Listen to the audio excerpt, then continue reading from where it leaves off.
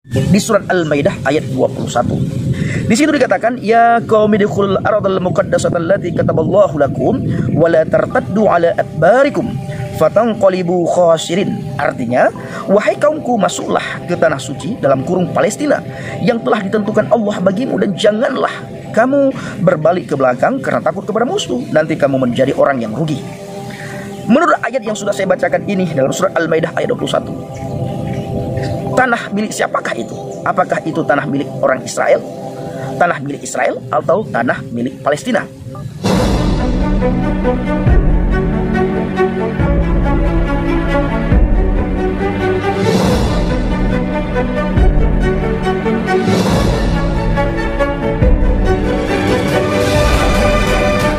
Haleluya, haleluya, shalom alaikum bisim habasyah, salam aki.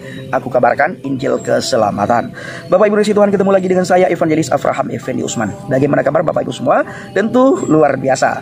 Dan saudaraku, kali ini saya mengajak kita semuanya untuk menempatkan hati dan pikiran saudara di tempat yang netral. Jangan belum apa-apa sudah menghina, mencemooh, mencaci maki, mengolok-olok, menertawakan. Tempatkan dulu hati dan pikiran saudara, dengar baik-baik, baru setelah itu saudara komentar. Kalau saya salah dalam menyampaikan, saudara luruskan. Kalau benar, bagaimana sikap kita mengambil dan menerima kebenaran yang saya sampaikan. Hal apa yang akan saya sampaikan ini adalah saya ambil dari kitab saudara kita seberang, bukan dari kitab kita. Nah, mengenai tanah yang lagi diperebutkan antara Palestina dan Israel, banyak sekali orang berkata dari tetangga kita RT 0666, mereka berkata Israel merebut tanah Palestina. Benarkah Israel merebut tanah Palestina, atau kebalikan daripada itu? Palestina menduduki tanah yang bukan haknya, yang bukan miliknya, alias maling. Ya, ini adalah perlu kita pelajari saudara. Saudara perlu baca sejarah, dan saudara perlu melihat apa yang tertulis di dalam kitab.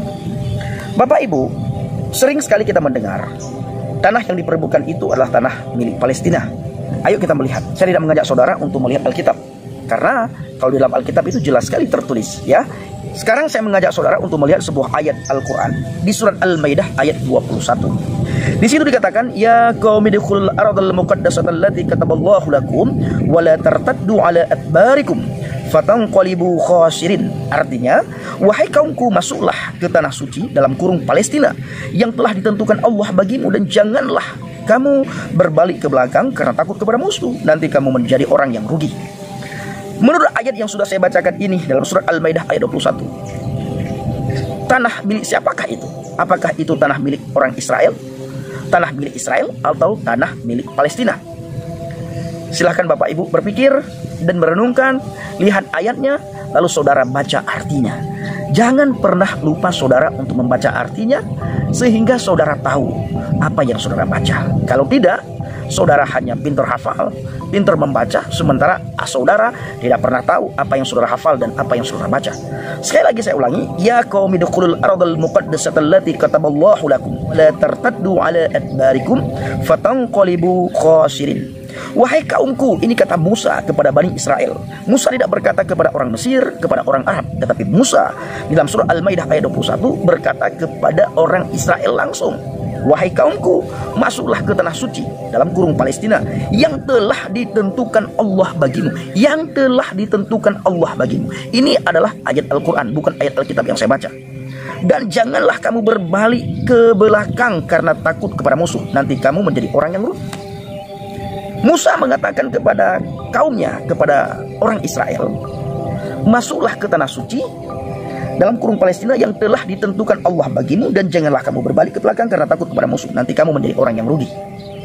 Kalau kamu lari dan kamu berbalik, maka kamu rugi. Ini kata Musa. Maka hari-hari ini kita melihat Bapak Ibu, sejengkal pun orang Israel tidak pernah lari daripada itu. Ini kalau versi Al-Quran, belum lagi kita melihat versi Alkitab. Maka saudara yang tidak tahu, cari tahu. Jangan ikut-ikutan mengutuk orang Israel, mengutuk bangsa Israel. Tanpa orang Israel, tanpa bangsa Israel, Bapak Ibu, kita tinggal dalam kegelapan. Kenapa saya katakan seperti itu? Karena penemu lampu itu adalah orang Israel, bukan orang Arab, apalagi orang Mesir. Ya, dan semua yang kita nikmati hari-hari ini itu ada campur tangan orang Israel, bangsa Israel. Ya tentunya semua ini diciptakan oleh Tuhan. Tetapi Tuhan memakai bangsa Israel untuk mengolah dan menemukan segala sesuatu yang kita butuhkan, yang kita perlukan hari-hari ini. Laptop, HP, mobil, semua itu penemunya itu adalah orang Israel, ya, bukan orang Arab maupun orang Mesir. Nah, jadi sekali lagi jangan sampai saudara mengutuk bangsa Israel. Kalau saudara mengutuk bangsa Israel, maka kutukan itu akan kembali kepada saudara sendiri. Dan selanjutnya kita melihat sejarah. Satu-satunya bangsa di dunia ini, kaum di dunia ini, orang di dunia ini yang diberikan makanan langsung oleh Tuhan, yang diberikan makanan langsung dari surga, yang diturunkan makanan langsung dari surga, itu bukan kaum Arab jahiliyah, bukan kaum Mesir, bukan orang Pakistan, Palestina, Iran, tetapi diberikan kepada orang Israel, ya, kepada Bani Israel. Jadi mereka belum masuk surga istilahnya, mereka sudah mencicipi makanan dari surga. Nah, ini perlu saudara ketahui. Orang Israel belum masuk surga, tetapi makanan dari surga mereka sudah cicipi, sudah mereka makan. Dan makanan dari surga ini tidak diberikan kepada bangsa Arab, kepada bangsa Mesir, kepada Pakistan dan Palestina, tetapi diberikan langsung oleh Tuhan kepada orang Israel, kepada Bani Israel. Tidak diberikan kepada kaum lain. Nah, ini saudara perlu ingat, ya, sehingga saudara tidak ikut-ikutan mengutuk orang Israel. Tapi Bang Pendi, orang Israel itu orang yang sangat kejam. Mereka suka menembak, membabi buta anak-anak, ibu-ibu. Bapak ibu perlu ketahui, jangan melihat dan memandang sebelah mata apa yang kelihatan, tetapi telusuri semua apa yang saudara lihat. Karena apa yang ditampilkan dan yang kita lihat di televisi, di YouTube itu sudah disetting sedemikian rupa, Bapak Ibu.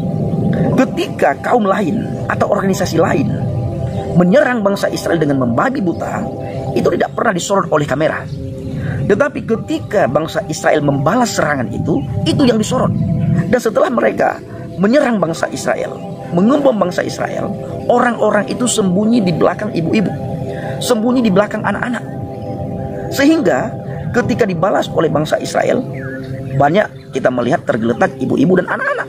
Padahal kaum ibu dan kaum anak-anak itu dijadikan tameng untuk mereka sembunyi, Bapak Ibu. Ini perlu kita ketahui, ya. Dulu saya juga punya pikiran seperti itu, seolah-olah Israel itu begitu kejam.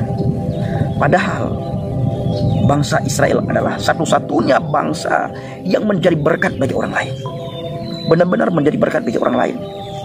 Yang selanjutnya, Nabi dan Rasul itu lahir di tanah Israel. Kita melihat tanah Israel itulah tanah yang tandus, negara yang sangat kecil, tetapi tanah itu diberkati oleh Tuhan secara luar biasa. Kenapa diberkati oleh Tuhan secara luar biasa? Dan mereka benar-benar jenius yang sangat luar biasa.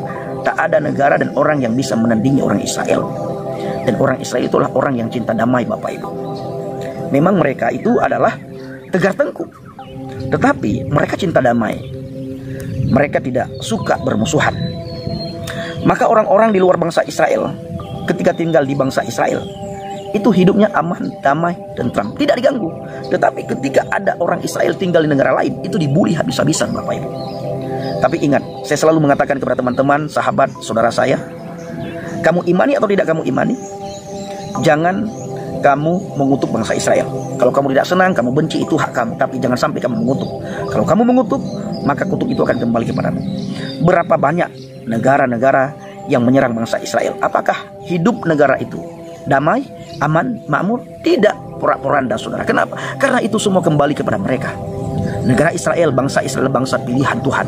Tuhan tidak akan membiarkan biji matanya. Tuhan tidak akan membiarkan bangsa pilihannya, orang pilihannya dimusuhi oleh negara-negara lain, atau dibasmi atau diserang oleh negara-negara lain.